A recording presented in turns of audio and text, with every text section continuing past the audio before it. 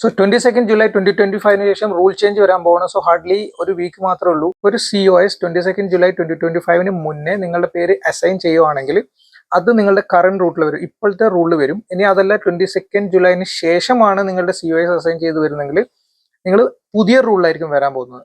അതുപോലെ തന്നെ നിങ്ങളിപ്പോൾ COS ഇതിന് മുന്നേ അസൈൻ ചെയ്ത് കിട്ടുവാണെങ്കിൽ നിങ്ങൾ ആപ്ലിക്കേഷൻ, അതായത് COS വൺസ് അസൈൻഡ്, നിങ്ങൾക്ക് 3 മാസം സമയമുണ്ട് ആപ്ലിക്കേഷൻ സബ്മിറ്റ് ചെയ്യാൻ വേണ്ടിയിട്ട്. അത് നിങ്ങൾ 22 ജൂലൈന് ശേഷം സബ്മിറ്റ് ചെയ്താലും നിങ്ങൾ പഴയ റൂളിൽ തന്നെയാണ് വരുള്ളൂ.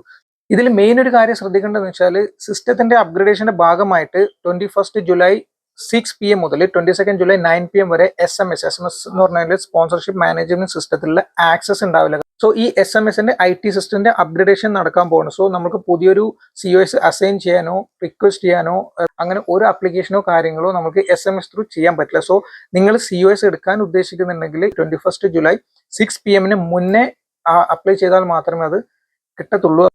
എന്ത് ഇമിഗ്രേഷൻ സ്റ്റെപ്പ് എടുക്കുന്നതിന് മുമ്പ് take a proper advice. Thank U.